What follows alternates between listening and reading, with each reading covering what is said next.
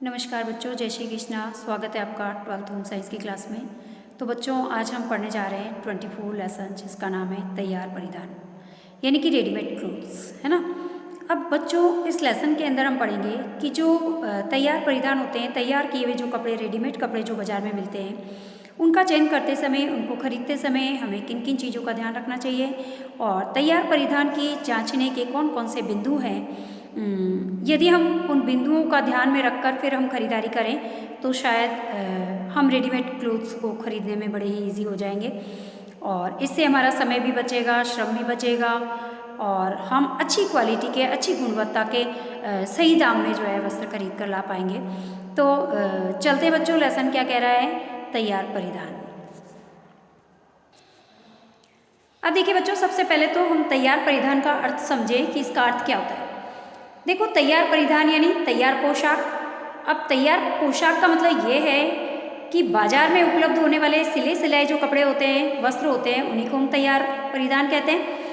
अब ये कपड़े हमें पहनने में आरामदायक होने चाहिए, इनकी देखभाल आसानीपूर्वक की जा सके ऐसे होने चाहिए, ये उचित नाप के होने चाहिए, हमारे शरीर के अकॉर्डिंग नाप के होने चाहिए और प्रचलित फैशन के अनुरूप होने चाहिए, है ना। और इनका दाम भी ऐसा होना चाहिए कि हम इनको आसानी से खरीद सकें। तो इन्हें हम कहते हैं तैयार परिधान या फिर तैयार वस्त्र। समझ में आया कि तैयार परिधान क्या होते हैं। तो अब चलते हैं, वो क्या कह रही है कि वर्तमान समय में वस्त्र उद्योग में जितना अधिक विकास तेजी के साथ हुआ है, उतना ही किसी अन्य उद्योग में देखने को नहीं मिलता। बिल्कुल सही है कि वर्तमान समय में वस्त्र उद्योग में बहुत ही तेज़ी से विकास हो रहा है। वस्त्रों के नित नए डिज़ाइन जो है बाजार के अंदर दिन प्रतिदिन जो है वो आ रहे हैं और वस्त्र विज्ञान के क्षेत्र में जितना अधिक वस्त्रों का चयन और खरीदारी का महत्व है, उससे कई अधिक महत्व वस्त्रों की सिलाई का है। बिल्कुल सही है, जितना वस्त्रों का चयन करने का, उनकी खरीदारी करने का महत्व है, ठीक उतना ही वस्त्रों की सिलाई का भी महत्व है। आज का मानव जो है शरीर को ढकने के साथ साथ आराम भी जो है परिधानों में ढूंढता है ना। हम कह सकते हैं कि वर्तमान समय में मनुष्य जो है शरीर को ढकने, हम वस्त्र क्यों पहनते हैं, हम शरीर को ढकने के लिए पहनते हैं, साथ साथ हम ऐसे वस्त्रों का चयन करते हैं जो कि हमें कंफर्टेबल हो, है ना। और प्राचीन समय में वस्त्रों से परिधान सिलने और बनाने का प्रचलन ज़्यादा था। घर के अंदर ही जो है कपड़ा लाते थे, थान लाते थे, घर पे टेलर बैठता था या फिर मम्मियाँ हमारे लिए फ्रॉक सिलती थी, सूट सिलती थी, है ना। और घर पे ही सारा जो है वो सिलाई का प्रचलन होता था, है ना। प्राचीन समय में ऐसा होता था। लेकिन आवश्यक और आधारभूत परिधान गृहिणी घर पर ही सिल लिया करती थी और धीरे धीरे ये प्रचलन सिलाई मशीन के आविष्कार के साथ साथ बढ़ता गया। अब धीरे धीरे जैसे जैसे सिलाई मशीनों का आविष्कार हुआ, वैसे वैसे ये प्रचलन बढ़ता गया। घर घर में मशीनें हो गई, सभी लोग जो है सुंदर सुंदर सिलने लगे और अपने बच्चों को पहनाने लगे और अपनी सिलाई करके और घर के अंदर ही वो जो है सिलाई करके अच्छे से अपने बच्चों को सुंदर सुंदर बनाकर पहनाने लगे। और कुछ परिधान जैसे पेंटी है, जांघिया है, पायजामा है, शमीज है, पेटीकोट है ना, ये साधारण फ्रॉक है, कुर्ते हैं, ये तो घर पर ही मम्मियाँ सिल लेती है, हम भी सिल लेते हैं, बहुत ही ईजी होते हैं ना। तो परंतु कुछ परिधान जो होते हैं जैसे पुरुषों के द्वारा विशेष पहने जाते हैं, जैसे शर्ट है, पैंट है, जैकेट है ना, ये हम नहीं सिल सकते। तो जैकेट है, कोट है ना। और स्त्रियों के विशेष परिधान जैसे ब्लाउज है या फैंसी फ्रॉक है या डिज़ाइनदार सलवार सूट है ना, ये सभी हम जो है किसी दर्जी के द्वारा सिलाते हैं, है ना। दर्जी के द्वारा ही हमें सिले हुए पसंद आते हैं, ये हम घर पे नहीं सिल पाते क्योंकि हम इतने एक्सपर्ट नहीं हैं या फिर हमें इतनी अच्छे से सिलाई आती नहीं है, तो छोटी मोटी चीज़ें हम घर में ही सिल लेते हैं। प्राचीन समय में ऐसा ही था। अब इस प्रकार परिवार की पोशाक संबंधी आवश्यकताएं पूरी होने लगी। धीरे धीरे जैसे जैसे मशीनों का आविष्कार हुआ, वैसे वैसे धीरे धीरे जो है छोटी मोटी चीज़ें सब घर में ही सिल करके हम जो है अपनी पोशाक संबंधी, वस्त्र संबंधी जो आवश्यकताएं थी उनको पूरा किया। परंतु उपरोक्त पोशाक बनाने की प्रक्रिया में समय और शक्ति के अतिरिक्त व्यय और अपव्यय भी ज़्यादा होता था। अब प्राचीन समय में जब वस्त्र बनाते थे तो उसमें समय भी खर्च होता था, है ना, और शक्ति भी खर्च होती थी, है ना। और हम कह सकते हैं इन दोनों ही चीज़ों का अपव्यय होता था, समय और शक्ति दोनों का अपव्यय होता था। तो इससे बचने के लिए जैसे जैसे समय बदलता गया, वैसे वैसे सिले सिलाए जो है वो वस्त्र बाजार में उपलब्ध होने लगे। सभी लोग जो है सिले सिलाए वस्त्रों को ज़्यादा महत्व देने लगे। जैसे जैसे वस्त्र तकनीकी बढ़ी, यानी कि क्लोथ टेक्नोलॉजी का विकास जैसे जैसे हुआ, वैसे वैसे और औद्योगिकीकरण के कारण तैयार पोशाकें जो है, सिले सिलाए वस्त्र जो है, इनकी मांग ज़्यादा बढ़ गई और इनकी उपलब्धता में भी वृद्धि होने लगी। ये अच्छे से अच्छे उपलब्ध होने लगे तो अब घर पर जो है वो सिलाई कम हो गई, है ना। जब बाजार में सिले सिलाए और सस्ते कम कीमत में अच्छे वस्त्र मिलने लगे तो फिर घर में बनाने का काम जो है वो धीरे धीरे कम होने लगा और वर्तमान समय में मानव ज़्यादातर तैयार पोशाक ही पहनना पसंद करता है।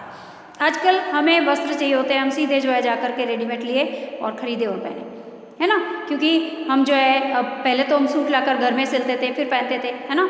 और हमें लगता है अब कि सीधा लिया और सिलवाए टेलर से और फिर पहना, और या फिर टेलर से भी सिलवाने का आजकल तो काम नहीं रखते, हम सीधा ही रेडीमेड कुर्ते खरीदते हैं, रेडीमेड क्लोथ्स खरीदते हैं और पहन लेते हैं, है ना। इन तैयार पोशाकों का प्रचलन इतना ज़्यादा बढ़ गया है कि अनेक कंपनियां और ब्रांड्स के परिधान जो है बाजार में उपलब्ध है। हम कह सकते हैं कि कई कंपनियों के, कई ब्रांड्स के वस्त्र जो है, क्लोथ्स जो है वो बाजार के अंदर उपलब्ध है और ये परिवर्तन कई कारणों से आया है। ऐसा परिवर्तन क्यों आया कि पहले तो हम प्राचीन समय में घर के अंदर ही सब वस्त्र सिलते थे, है ना।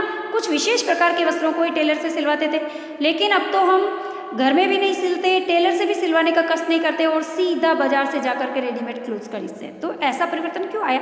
ऐसा परिवर्तन आया एक तो वस्त्र तकनीकी के विकास के कारण, औद्योगिकीकरण के कारण, और जैसे दर्जी के द्वारा समय पर पोशाक तैयार न करके देना।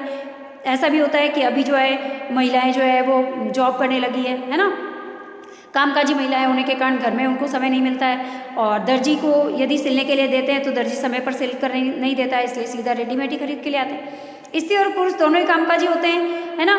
और प्रचलित फैशन, अभी वर्तमान समय में जो फैशन है, डिज़ाइंस है, वो नित नई बदलती रहती है, तो फैशन के अकॉर्डिंग, डिज़ाइन के अकॉर्डिंग, स्टाइल के अकॉर्डिंग भी पोशाक जो है बाज़ार के अंदर रेडीमेड उपलब्ध हो जाती है। इसीलिए ज़्यादातर जो है रेडीमेड वस्त्र ही खरीदने सभी पसंद करते हैं और कीमत और समय और श्रम की भी बचत हो जाती है। इससे कीमत भी थोड़ी बच जाती है, समय भी बच जाता है और श्रम की भी बचत हो जाती है। घर में सिलेंगे तो समय भी चाहिए, उसके लिए हमको शक्ति भी चाहिए, है ना। और तो इन दोनों चीज़ों की बचत होती है और सीधा जाकर के बाज़ार से हम रेडीमेड कपड़े पसंद करते हैं और खरीदते हैं। सारी शारीरिक संरचनाओं के आधार पर तैयार पोशाकों की उपलब्धता के कारण भी हम ऐसा होता है। उपरोक्त सभी कारणों ने तैयार पोशाक उद्योग को एक बड़े पैमाने पर व्यवसाय का रूप दे दिया है।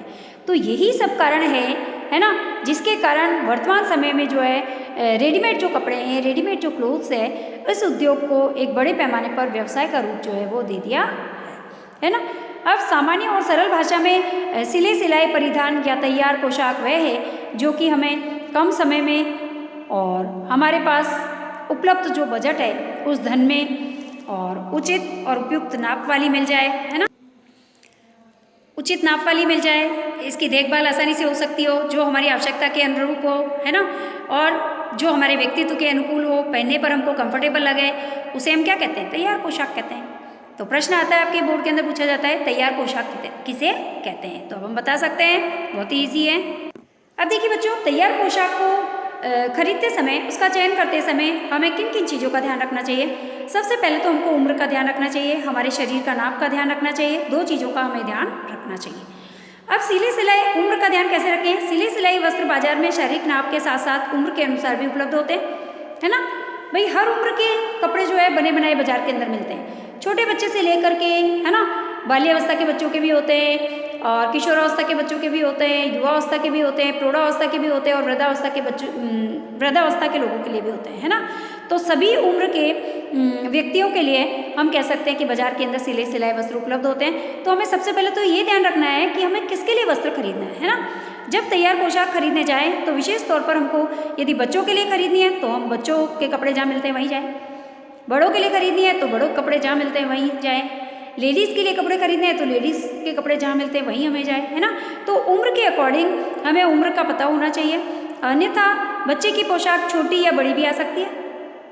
अगर हमें उम्र का सही पता नहीं होगा, हमारा बच्चा है 10 साल का और हम छोटे कपड़े लेके आ जाएंगे उसके लिए, तो क्या उसके आएंगे? नहीं आएंगे। तो हमें उसकी उम्र का भी जो है वो ख्याल रखना है। हमें मालूम होना चाहिए कि कितनी उम्र के बच्चे के लिए हमको कपड़े खरीदने हैं, उसके अकॉर्डिंग हमें कपड़े खरीदने चाहिए, क्योंकि नहीं तो फिर आपको फिर से बदलाने जाना पड़ेगा, फिर से लौटाने जाना पड़ेगा, आपका श्रम जो है वो टाइम जाएगा और मेहनत भी आपकी जाएगी, है ना। तो इससे समय और श्रम दोनों का ही अपव्यय होगा।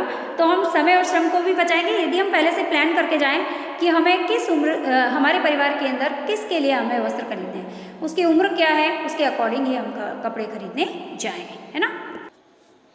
अब देखिए शरीर का नाप, हमें जिसके लिए तैयार कपड़े खरीदने हैं, सही उम्र के साथ साथ जिस व्यक्ति के लिए, जिस बच्चे के लिए, जिस लेडीज़ के लिए, जिस लड़की के लिए हमें कपड़े खरीदने हैं, उसके शरीर का माप हमारे पास होना चाहिए। आगे समझ में, क्योंकि एक ही उम्र के होने के बावजूद भी दो बच्चों के शारीरिक नाप अलग अलग हो सकते हैं, है ना। हो सकते हैं कि एक ही उम्र के बच्चे हैं, एक लड़का एक लड़की है, लेकिन लड़की थोड़ी हेल्दी है और लड़का पतला है, तो शरीर का माप अलग अलग आएगा, तो वस्त्र अलग अलग तरीके के आएंगे दोनों पे। तो हम कह सकते हैं कि जब हम कपड़े खरीदने जाएं तो हमें विशेष रूप से उम्र के साथ साथ शरीर के नाप का भी हमें ध्यान रखना चाहिए, है ना।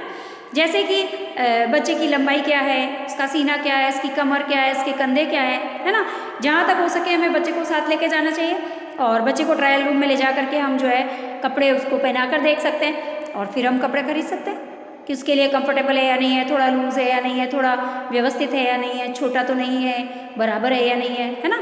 तो ट्रायल रूम होते हैं आजकल सभी शोरूम्स में, सभी शॉप पे। तो ट्रायल रूम में जा करके बच्चे जो है पहन करके और मिरर में भी देख सकते हैं, अपने परिवार वालों को भी दिखा सकते हैं और अच्छी तरीके से देखकर व्यवस्थित वो कपड़े खरीद सकते हैं नाप से। तो इसके लिए बाजार जाते समय बच्चे के शरीर के विभिन्न, यदि बच्चा साथ नहीं जा रहा है तो विभिन्न नाप ले लेने चाहिए। बालक का शर्ट है, पैंट है, इसके लिए शर्ट का नाप ले लो, सीने का नाप ले लो, लंबाई का ले लो, बाजू का नाप ले लो या कंधे का नाप ले सकते हैं, है ना। और पैंट का नाप भी ले सकते हैं, पैंट का नाप हम कमर का नाप ले सकते हैं, लंबाई का नाप ले सकते हैं। तो इस तरह से सही नाप के साथ जाने पर बच्चे के लिए उचित नाप और उचित फिटिंग की पोशाक या वस्त्र का हम चयन कर पाएंगे और जिससे हमारा समय बचेगा, श्रम बचेगा, वापस लौटाने का झंझट नहीं रहेगा, है ना। और हम व्यवस्थित तरीके से कपड़े खरीद पाएंगे। तो हमें जब भी हम रेडीमेड क्लोथ्स खरीदने जाएं तो हम प्लान करके जाएं घर से ही, है ना, कि जिसके लिए हम कपड़े खरीद रहे हैं उसकी उम्र क्या है, उसके शरीर का नाप क्या है। यदि हो सकता है कि वो हमारे साथ चलने के लिए कंफर्टेबल हो तो उसको साथ में ही ले जाना चाहिए, यदि नहीं है तो फिर उनके शरीर के विभिन्न अंगों के नाप लेकर हमें जाना चाहिए और फिर हमें कपड़े खरीद कर लाने चाहिए, ठीक है।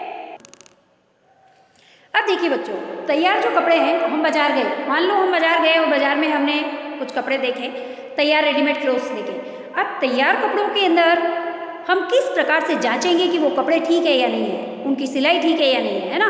तो कुछ बिंदु यहाँ पर दे रखे हैं, इन बिंदुओं की सहायता से हम पता लगा सकते हैं कि ये कपड़े हमारे लिए खरीदने लायक है या नहीं है ना। इन बिंदु के आधार पर हम देख करके जांच करके कपड़े खरीद सकते हैं। जैसे कि वस्त्र का कपड़ा कैसा है ना, वस्त्र का कपड़ा मजबूत है या नहीं है, कॉटन है या अन्य मिक्स रेशे का बना हुआ है ना। तो कपड़े की जाँच करेंगे। फिर इसके बाद वस्त्र लटकाना, यानी कि वस्त्र को हम जो है लटका कर देखेंगे वो उसमें झूल तो नहीं पड़ रही है ना, वो व्यवस्थित है या नहीं है, ऊंचा नीचा तो नहीं है ना। फिर हम उसका डिज़ाइन देखेंगे कि पूरे कपड़े के अंदर डिज़ाइन सेम है या नहीं है। ऐसा नहीं है कहीं पर मिसप्रिंट है, कहीं पर डिज़ाइन छपाई नहीं है, कहीं पर जो है कलर डार्क है, कहीं पर लाइट है ना। ये सब चीज़ें हम देखेंगे। इसके बाद उसकी सीवन भी देखेंगे कि उसकी सिलाई किस प्रकार से की गई है।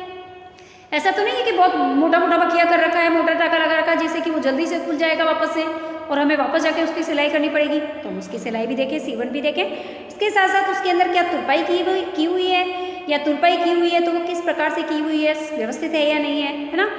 इसके साथ साथ उसकी पट्टियाँ जो है और उसमें चुन्नट आ सकती है नहीं आ सकती है, उसकी परिसज्जा कैसी है, वो कितना सुंदर लग रहा है नहीं लग रहा है ना। उसके ऊपर लेबल है या नहीं है, यदि उसके ऊपर लेबल लगा है कपड़े पर तो हमें उसका लेबल भी पढ़ना चाहिए ताकि हमें मालूम चले कि उसके अंदर कौन कौन से फाइबर्स का यूज़ करके उस फैब्रिक को बनाया गया है ना, और कितना कपड़ा उसके अंदर यूज़ हुआ है और कौन से कलर्स यूज़ हुए, क्या वो कलर निकलने वाले हैं या नहीं है ना, किस तरीके का कपड़ा वो है, उसके बारे में उस लेबल पर सारी जानकारी हमें मिलती है। तो कहने का मतलब जब भी हम तैयार परिधान खरीदने जाएं, रेडीमेड कपड़े खरीदने जाएं तो हमें इन बिंदुओं को विशेष रूप से ध्यान में रखना चाहिए। अब देखिए हम इसको डिटेल में पढ़ेंगे कि वस्त्र खरीदते समय हम वस्त्रों की जांच किस प्रकार से करें। सबसे पहले हमने वस्त्र देखा था, अब देखो वस्त्र के अंदर हमने रेशों और उनसे बने वस्त्रों की विशेषताएं हमने पढ़ी है। जैसे उसकी बुनाई है, रंगाई है, छपाई है, इन विधियों के बारे में हम जानते हैं, है ना। तो हम रेशों की पहचान करने में आसानी होगी हमें। जैसे वस्त्र का रेशा कैसे है, कैसा है, वस्त्र का डिज़ाइन कैसा है, वस्त्र का रंग पक्का है या नहीं है, इसकी भी जांच करेंगे। वस्त्र जो है सुंदर लग रहा है नहीं लग रहा है, मजबूत है या नहीं है, टिकाऊ है या नहीं है, और वस्त्र की लंबवत कटाई कैसी है ना, इन सभी चीज़ों के बारे में, वो प्रचलित फैशन में है या नहीं है, उसका प्रिंट व्यवस्थित है या नहीं है, उसका रंग व्यवस्थित है या नहीं है। तो वस्त्र खरीदते समय इन चीज़ों की हम जाँच विशेष रूप से करेंगे, है ना। अब देखिए दूसरा है लटकाना।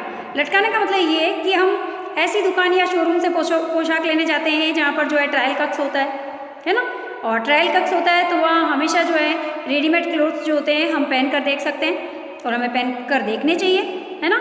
और पहन कर देखने से वहाँ जो मिरर लगा होता है उसमें हम उसका रंग देख सकते हैं, फिटिंग देख सकते हैं, स्टाइल देख सकते हैं, वो हम पर अच्छी लग रही है नहीं लग रही है देख सकते हैं, है ना। पोशाक में संतुलन है या नहीं है वो भी देख सकते हैं, ठीक है। और अपने पेरेंट्स जो हमारे साथ जा रहे हैं उनको भी हम दिखा सकते हैं। तो यदि हम पहन कर देखेंगे तो वो हमारी फिटिंग का व्यवस्थित और सही तरीके से हम जो है वस्त्र का चयन कर पाएंगे, और फिर हमें दोबारा भी नहीं जाना पड़ेगा, और इससे हमारा जो है श्रम भी बचेगा और समय की भी बचत होगी, और हम अच्छा कपड़ा, अच्छी गुणवत्ता वाला कपड़ा जो है सही दाम में खरीद कर ला पाएंगे, है ना। फिर अगला पॉइंट था हमारा पोशाक की डिज़ाइन और स्टाइल, यानी कि बाज़ार में एक ही पोशाक कई रंग में मिलती है, कई प्रिंट की मिलती है, कई डिज़ाइंस और कई स्टाइल में उपलब्ध होती है। तो ऐसे में पोशाक का चयन करना बहुत ही मुश्किल हो जाता है ना। एक ही तरह का कपड़ा कई डिज़ाइनों में, कई रंगों में, कई स्टाइलों में मिलता है, तो इससे हम कंफ्यूज हो जाते हैं कि हम क्या लें, है ना। तो हमें अपनी रुचि और प्रचलित फैशन के साथ साथ अपनी शारीरिक संरचना का विशेष ध्यान रखना चाहिए, और फिर हमें पोशाक खरीदना चाहिए। अब बहुत सारे हैं तो इसका मतलब ये नहीं है कि हम कंफ्यूज हो गए तो हम क्या खरीदें, है ना। तो हमें ये ध्यान रखना है कि हमारी रुचि क्या है, वो प्रचलित फैशन में है या नहीं है वो कपड़ा, और इसके साथ साथ वो हमारी शारीरिक संरचना के अकॉर्डिंग है या नहीं है। यदि वो हमारी शारीरिक संरचना के अकॉर्डिंग है, हमारी रुचि के अनुसार है और प्रचलित फैशन में भी है, तो फिर हम उसका चयन कर सकते हैं। तो उससे हमें संतुष्टि भी मिलेगी और हम आकर्षक भी लगेंगे, है ना, वो हम पर भद्दी भी नहीं लगेगी, ठीक है। अब देखिए फिर था सीवन। सीवन यानी तैयार पोशाक का सीवन यानी उसकी सिलाई कैसी है, तो उसको उल्टा करके देख सकते हैं, उसमें धागे के रंग कैसे लिए गए हैं, है ना, पोशाक के रंग के अनुसार धागे है या नहीं है, और धागे मजबूत है या नहीं है, सिलाई मोटी मोटी तो नहीं कर रखी है ना, एक जैसी सिलाई है या नहीं है, ऐसा नहीं हो टेढ़ी मेढ़ी सिलाई कर रखी है, उटपटांग सिलाई कर रही भी हो, है ना। तो सीवन भी देखेंगे हम, और उचित प्रकार के सीवन का प्रयोग किया गया है नहीं किया गया है ना, और सीवन पास पास लगी है या नहीं है, ज़्यादा दूर दूर तो नहीं है कच्चा टाका ताकि जल्दी से खुल जाए, और जिन वस्त्रों से धागे निकलते हैं उनके किनारों से उन पर जो है इंटरलॉक किया गया है या नहीं है ना। तो पोशाक में सीवन के लिए छोड़ा गया जो कपड़ा है वो पर्याप्त है या नहीं है, ताकि आवश्यकता पड़ने पर पोशाक की लंबाई चौड़ाई बढ़ाई जा सकती है। तो पोशाक में सीवन हेतु छोड़ा गया जो कपड़ा है वो पर्याप्त है या नहीं है, ताकि आवश्यकता पड़ने पर हम पोशाक की लंबाई चौड़ाई बढ़ा सकते हैं, और जो वस्त्र है वो सुंदर है या नहीं है, उस पर सीवन सफाई से की गई है नहीं है, सिलाई जो है सफाई से की गई है नहीं है, और क्योंकि ऐसी सिलाई जो होती है पोशाक में जो साफ साफ दिखाई देती है, और कपड़ा अलग रंग का है और धागा अलग रंग का लिया है, तो वो उटपटांग लगती है, वस्त्र इससे सुंदर नहीं लगता, है ना। तो हमें सिलाई का भी विशेष रूप से ध्यान रखना है।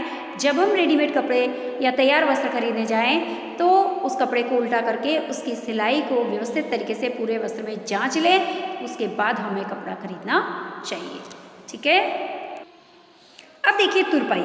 जो हम तैयार कपड़े खरीदते हैं उसमें तुरपाई का एक महत्वपूर्ण टाका होता है, और जो वस्त्र जो पोशाक में हमको जांचना चाहिए उसको हमें विशेष रूप से देख कर लेना चाहिए, क्योंकि तुरपाई के टाके जो होते हैं एक समान होता है और बराबर दूरी पर होता है, स्वच्छ होता है, सुंदर होता है। पोशाक में सीधी तरफ के टाके जो होते हैं इसके अंदर नहीं दिखने चाहिए, तभी वो तुरपाई कहलाएगी, है ना। तुरपाई जो होती है इसमें समान दूरी पर टाका लगता है, सुंदर लगता है, ऊपर की ओर टाका दिखता नहीं है, तो क्या तुरपाई ठीक ढंग से की गई है नहीं की गई उस वस्त्र पर, और बारीक टाके लगे होने चाहिए, है ना। और तुरपाई का धागा मजबूत होना चाहिए, जो धागा उसमें लिया है वो मजबूत होना चाहिए, टिकाऊ होना चाहिए, ताकि वस्त्र की तुरपाई जल्दी से ना खुले, है ना। और पोशाक को कम से कम 2 से 3 तक की तुरपाई, 2 से 3 इंच तक की जो है वो तुरपाई की गई होनी चाहिए, और इससे आवश्यकता पड़ने पर उसे खोला जा सके, है ना। तो हमें यदि उसमें तुरपाई की गई है तो हमें विशेष रूप से टाके और धागे की मजबूती को देख करके फिर हमें वस्त्र को खरीदना चाहिए। अब देखिए बच्चों, पट्टियाँ और चुन्नट। पट्टियाँ और चुन्नट क्या होती है? जो हमारी तैयार कपड़े होते हैं इसके अंदर पट्टियाँ होती है, बटन पट्टी होती है, शर्ट होता है तो आगे बटन पट्टी होती है, ये बहुत ही महत्वपूर्ण होती है ना।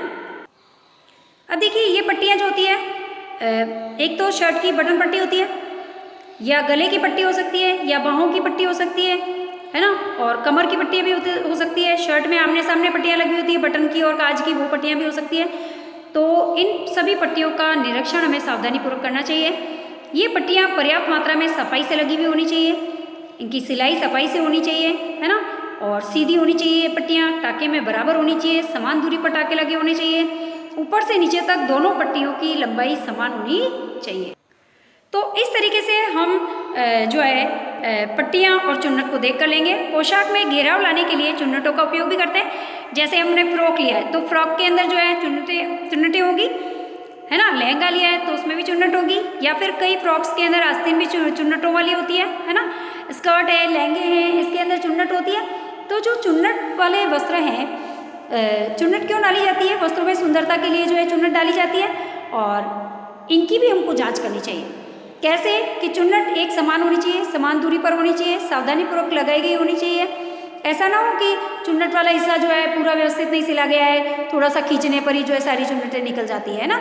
तो व्यवस्थित तरीके से हमें चेक करके लेना चाहिए। चुन्नट डालते वक्त जो है सीवन की तरफ पर्याप्त कपड़ा है या नहीं है, अंदर थोड़ा गहराई में कपड़ा लेकर चुन्नट बनाई है या नहीं बनाई है। ऐसा ना हो कि पोशाक के घेरे में कहीं पर चुन्नट ज़्यादा है और कहीं पर कम डाले हो। बराबर चुन्नट होने चाहिए पूरी फ्रॉक के अंदर, तो हमें जांच कर लेना है। ऐसे ही नहीं उठा के ले आना है बाजार से कपड़ा, है ना। तो ये बहुत छोटी छोटी चीज़ें हैं जो हमें बहुत ध्यान में रखनी है, आवश्यक है हमारे लिए, है ना। और समान दूरी पर चुन्नटें होनी चाहिए, सफाई से लगी हुई होनी चाहिए, और चुन्नटें पोशाक को प्रभावी बनाती है। इन चुन्नटों से फ्रॉक हमारी सुंदर लगती है। और यदि चुन्नटें व्यवस्थित होगी, बराबर दूरी पर होगी, है ना, एक घेरे में होगी, है ना, समान दूरी पर होगी, सुंदर सफाई से सिली हुई होगी, तो हमारी फ्रॉक सुंदर होगी, तो हम उसका उचित दाम दे सकते हैं ना, है ना। हाँ, तो ध्यान रखना है हमें पोशाक को खरीदते समय पट्टियों और चुन्नटों का भी विशेष ध्यान रखना है। अब देखिए बच्चों, बंधक, अगला पॉइंट हमारा क्या है? बंधक को भी हमें ध्यान रखना चाहिए। बंधक क्या होता है? देखो कि पोशाक पर लगी जो बटन पट्टियाँ होती है, इनकी जाँच के साथ साथ इस बात की भी जांच करनी चाहिए कि उपयुक्त और उचित बंधकों का उपयोग इसमें किया गया है या नहीं, क्योंकि ये बंधक ही पोशाक के दो हिस्सों को जोड़ने का कार्य करते हैं। बंधक किसे कहते हैं? जिससे आगे और पीछे का हिस्सा, है ना, जुड़ा हुआ होता है ना, उस जॉइंट को हम कहते हैं बंधक। समझ में आ गया? बांधने वाला, समझ में आ गया। तो पोशाक में लगे बटन और काज के अच्छे से हमें जाँच कर लेनी चाहिए। बटन और काज की अच्छे से जाँच करनी चाहिए। यही जोड़ने वाला हिस्सा है शर्ट को। और बटन का रंग है, पोशाक के अनुरूप है या नहीं है। ऐसा नहीं है कि शर्ट तो है वाइट कलर का, बटन लगे काले रंग के या रेड कलर के, है ना। तो पोशाक के अनुसार, वस्त्र के अनुसार उसमें बटन लगे हैं या नहीं लगे, उसी रंग के हैं या नहीं है, मजबूत है या नहीं है ना। काज किस प्रकार के हैं? ऐसा नहीं है कि बटन तो बहुत बड़े हैं, काज बहुत छोटे हैं, अंदर घुस ही नहीं रहे, या फिर ऐसा है कि काज बहुत बड़े, बटन बहुत छोटे हैं, है ना। तो बटन और काज दोनों को व्यवस्थित हमें देखना चाहिए। न ज़्यादा छोटा न ज़्यादा बड़ा होना चाहिए। बटन और काज सफाई से, मजबूती से बने होने चाहिए। और पोशाक पर कुछ अतिरिक्त बटन भी लगे होने चाहिए। अंदर की ओर बटन लगे होते हैं ना, शर्ट के पीछे की ओर एक एक्स्ट्रा बटन होते हैं, एक दो, जो हमारे बटन टूट जाने पर हम पीछे से निकाल करके उसको वापस व्यवस्थित आगे लगा सकते हैं आवश्यकता पड़ने पर, है ना। फिर आते हैं हमारे बंधक के अंदर हुक और आई भी आते हैं, है ना। तो हुक और आई जो होते हैं, ये बनाने वाले जो धागे होते हैं, इनका भी रंग कैसा है, पोशाक के रंग के अनुसार है या नहीं, मेल खाता है नहीं खाता है। हुक और आई सफाई से लगे हुए हैं नहीं लगे हुए, टाकों को समान दूरी पर लिया गया है नहीं लिया गया है, ऊपर नीचे व्यवस्थित निकाला नहीं निकाला है ना। यदि सुंदर तरीके से हुक आई उसमें बने हुए होंगे तो वस्त्र की गुणवत्ता बढ़ जाएगी, है ना। जीन्स और पैंट, जैकेट और विशेष कुर्तों के अंदर पोशाकों में चैन लगी होती है, देखा आपने। चैन भी जो है बंधक का कार्य करती है, जोड़ने का कार्य करती है ना। तो ये जो चैन होती है, इसको भी एक या दो बार खोल बंद करके हमें देख लेना चाहिए।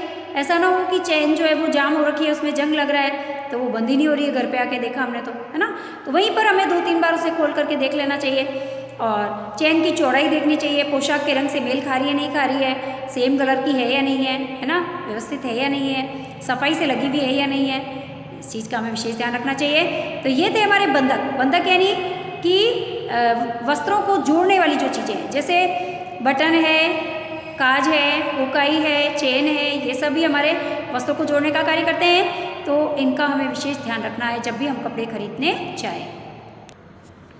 अब देखिए बच्चों, परिसज्जाएँ। परिसज्जाएँ जो होती है, पोशाक को आकर्षक और सुंदर बनाने के लिए कुछ परिसज्जाएँ की जाती है। जैसे वस्त्र को सुंदर बनाने के लिए हम उसके अंदर लैस लगा देते हैं, कशीदा कर देते हैं, डोरियाँ लगा देते हैं, झल्लर लगा देते हैं, है ना। ये हम वस्त्र को परिसज्जा करने के लिए हम क्या करते हैं, ये तो लगाते हैं, लैस लगाते हैं वस्त्रों के अंदर, लगाते हैं, कशीदा कर देते हैं, झालर लगा देते हैं, डोरियाँ लगा देते हैं, है ना। तो पाइपिंग लगा देते हैं, लैस लगा देते हैं। तो हम जब वस्त्र खरीदने जाएँ तो वस्त्रों के ऊपर यदि पाइपिंग लगी है, लैस लगी है, डोरियाँ लगी है, तो इनके रंग पक्के हैं या नहीं है, ये सफाई से लगे हुए हैं या नहीं है, इसके अंदर जो सिलाई की गई है वो समान दूरी पर है या नहीं है, व्यवस्थित है या नहीं है ना। जिस किस्म के कपड़े हैं उस पर लगी हुई उसी किस्म की परिसज्जा होनी चाहिए। जैसे सूती वस्त्र पर सूती लैस होनी चाहिए, नायलॉन के वस्त्र पर नायलॉन की लैस होनी चाहिए। ऐसा नहीं है कपड़ा तो सूती है, नायलॉन की लैस लगी है ना। तो हमें व्यवस्थित तरीके से कपड़े को जांच कर फिर लाना चाहिए बेटा। पोशाक की पाइपिंग सफाई से और उरेब कपड़े पर कटी हुई हो और सीवन मजबूती से किया हुआ हो। पाइपिंग व्यवस्थित तरीके से लगाई हुई हो और सिलाई जो है सफाई से की गई हो, मजबूत हो सिलाई। और पोशाक पर कशीदा यदि हमने किया है, कशीदा उस पर किया हुआ है तो आकर्षक होना चाहिए, सफाई के साथ किया हुआ होना चाहिए, कशीदे के धागे मजबूत होने चाहिए, है ना। तो इन सभी चीज़ों को हमको देख करके फिर वस्त्रों को लाना है। जब हम रेडीमेड वस्त्र खरीदने जाएं तो हमें इन सब चीज़ों का ध्यान रखना चाहिए, ठीक है। अब देखिए बच्चों, लेबल। अगला पॉइंट है हमारा लेबल। तैयार पोशाक के ऊपर लेबल लगा होता है। अब जिस पर पोशाक से संबंधित कुछ महत्वपूर्ण जानकारियाँ दी होती है तो इनके आधार पर हम पोशाक की देखभाल कर सकते हैं। उसका नाप क्या है, उसका नंबर क्या है, उसकी कीमत क्या है ना। उसमें कौन कौन से जो है फाइबर्स का यूज़ किया गया है हमें मालूम चल जाता है। तो पोशाक खरीदने से पहले हमको उसके लेबल को अवश्य पढ़ना चाहिए। और इस प्रकार इन सभी महत्वपूर्ण बिंदुओं के आधार पर हम जो है रेडीमेड क्लोथ्स का चुनाव आसानी से कर सकते हैं। उत्तम गुणवत्ता के कपड़े हम खरीद सकते हैं, उचित दाम में खरीद सकते हैं। अभी तक आपने हाँ तो बच्चों, हमने वस्त्र का व्यक्तित्व से क्या संबंध है, वस्त्रों का चुनाव किस प्रकार से करते हैं, वस्त्रों की सिलाई किस प्रकार से होती है, तैयार पोशाक की खरीदारी से संबंधित हमने जानकारियाँ आज ली, है ना। तो बच्चों अब चलते हैं, आपको कुछ चित्रों के द्वारा हमारा यहीं कंप्लीट होता है। आज हमारी क्लास यहीं कंप्लीट होगी। तो धन्यवाद बच्चों, जय श्री कृष्णा। नेक्स्ट लेसन हम नेक्स्ट क्लास के अंदर कंटिन्यू करेंगे। धन्यवाद, जय श्री कृष्णा।